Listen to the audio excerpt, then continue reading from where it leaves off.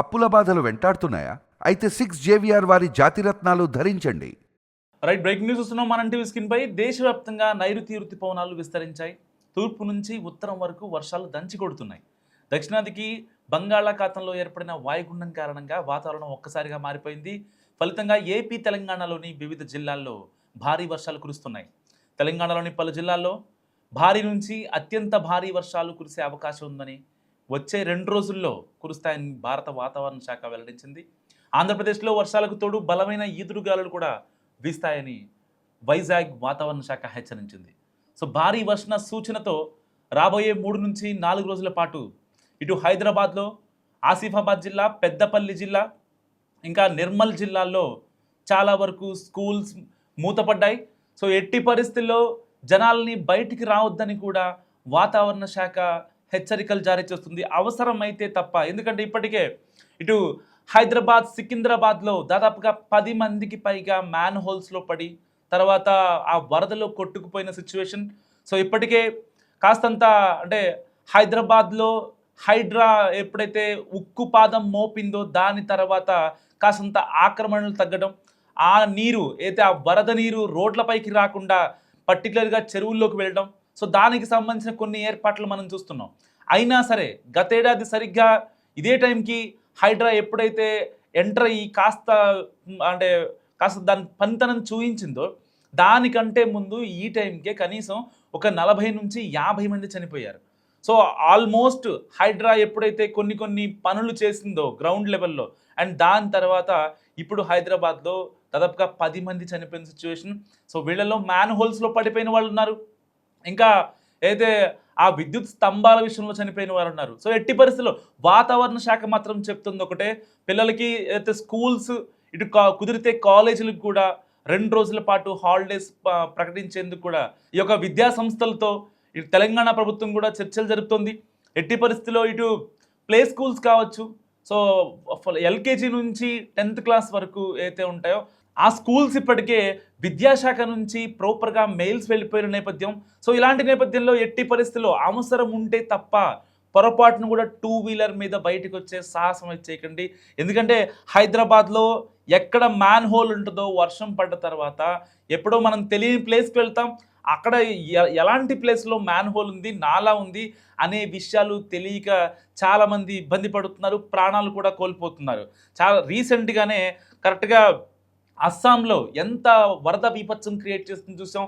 చాలామంది ఇళ్ళు కోల్పోయారు, ఇంకా వాళ్ళ సర్వస్వం మొత్తం కోల్పోయారు. సో హైదరాబాద్లో కూడా లిటరల్గా అలాంటి సిచ్యువేషనే కనిపిస్తోంది. ఎట్టి పరిస్థితిలో బయటికి రాకపోవడమే బెటర్ అంటుంది వాతావరణ శాఖ. మరో 2 రోజుల పాటు, ఇప్పటికే 2 రోజుల నుంచి హైదరాబాద్లో చాలా గట్టిగా వర్షం పడుతుంది. ఎటు వెళ్ళాలన్న ట్రాఫిక్ జామ్, గంటల కొద్దీ ట్రాఫిక్ జామ్ అవుతుంది. చాలామంది మెట్రోలను ఆశ్రయిస్తున్నారు. ఇలాంటి నేపథ్యంలో ఎట్టి పరిస్థితుల్లో ప్రజల్ని అంతా జాగ్రత్తగా సేఫ్ ఏరియాలో ఉండాలని కూడా ప్రజలు సూచిస్తున్నారు.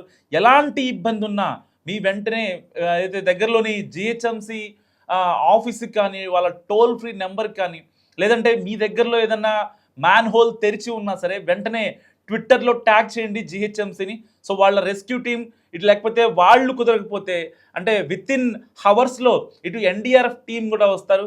సో ఆ డిజాస్టర్ రెస్పాన్స్ ఫోర్స్ వచ్చి ఏదైతే మీ యొక్క సమస్య ఉందో దాన్ని వెంటనే సాల్వ్ చేసే ప్రక్రియ కూడా చేయబోతోంది జిహెచ్ఎంసి.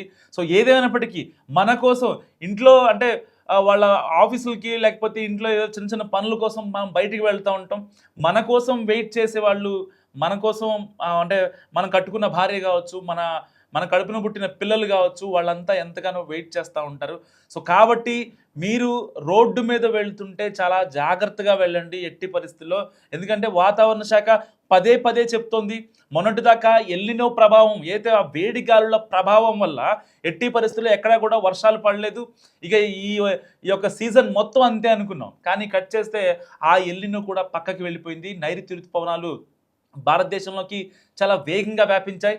ఉత్తరం నుంచి దక్షిణం వరకు ఏకధాటిగా వర్షాలు కురుస్తున్నాయి.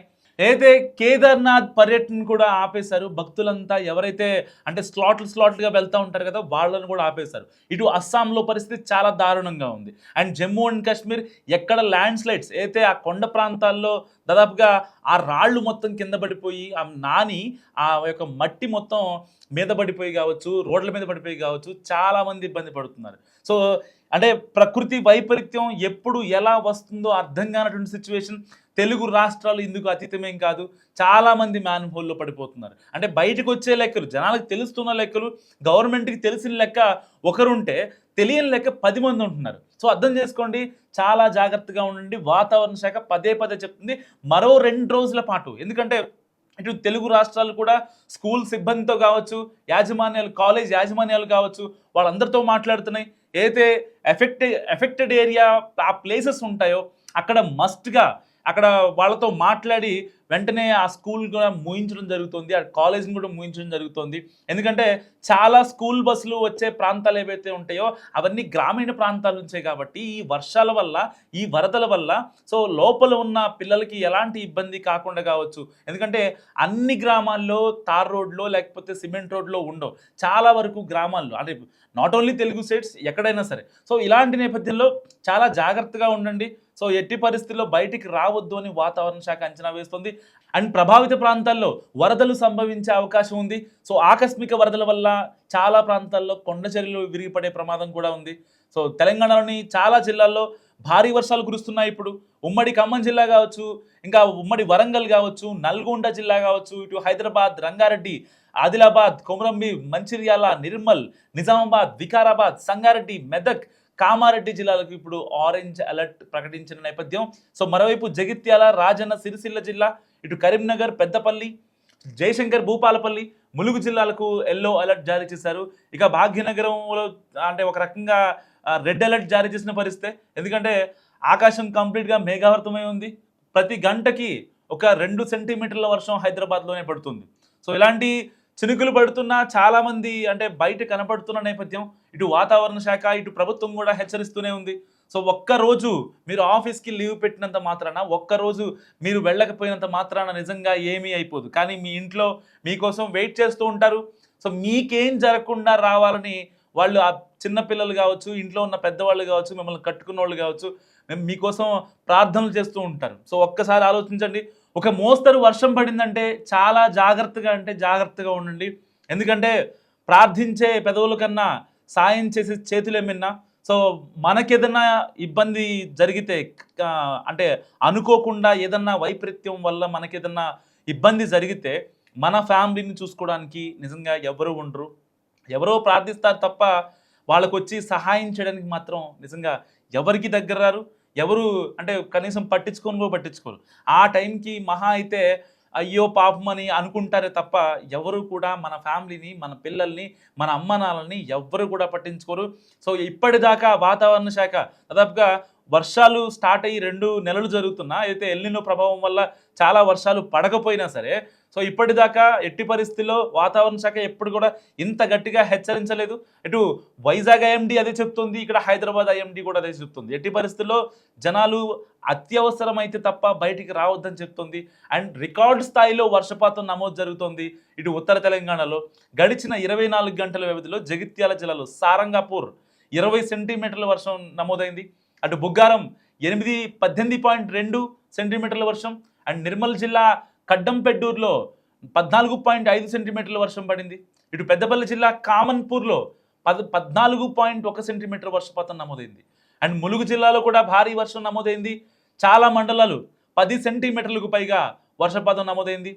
ఇటు చూసుకుంటే జయశంకర్, భూపాలపల్లిలో 11 సెంటీమీటర్లు, ఆ తర్వాత పెద్దపల్లిలో 10 సెంటీమీటర్ల వర్షపాతం నమోదైంది. కోస్తాంధ్ర అంటే కంప్లీట్గా ఏపీకి వస్తే కోస్తాంధ్ర, రాయలసీమకు భారీ వర్ష సూచన కనిపిస్తోంది. ఇప్పటికే చాలా జిల్లాలకి రెడ్ అలర్ట్ జారీ చేశారు, ఆరెంజ్ అలర్ట్ కూడా జారీ చేశారు, అండ్ ఎల్లో అలర్ట్ 2. సో ఆంధ్రప్రదేశ్లో కూడా ఇదే పరిస్థితి కొనసాగుతుంది. లిటరల్గా కోస్తాంధ్ర, రాయలసీమ జిల్లాల్లో భారీ వర్షాలు పడతాయని తెలిపింది వాతావరణ శాఖ. సో వర్షాలకు తోడు గంటకు 40 నుంచి 50 కిలోమీటర్ల వేగంతో బలమైన ఈదురుగాలులు వీచే అవకాశం ఉంది. సో ఈ విషయాన్ని వైజాగ్ వాతావరణ కేంద్రం వెల్లడించింది. శ్రీకాకుళం జిల్లా, ఇంకా పార్వతీపురం, మన్యం, అల్లూరి సీతారామరాజు, కాకినాడ, డాక్టర్ బిఆర్ అంబేద్కర్, కోనసీమ, ఇంకా గుంటూరు, కృష్ణా జిల్లాల్లో తేలికపాటి నుంచి ఒక మోస్తరు వర్షాలు పడతాయట. సో పోలవరం, పశ్చిమ గోదావరి, ఏలూరు జిల్లాల్లో మోస్తరు వర్షాలు కురిసే అవకాశం ఉందని కూడా వాతావరణ శాఖ అంచనా వేసింది.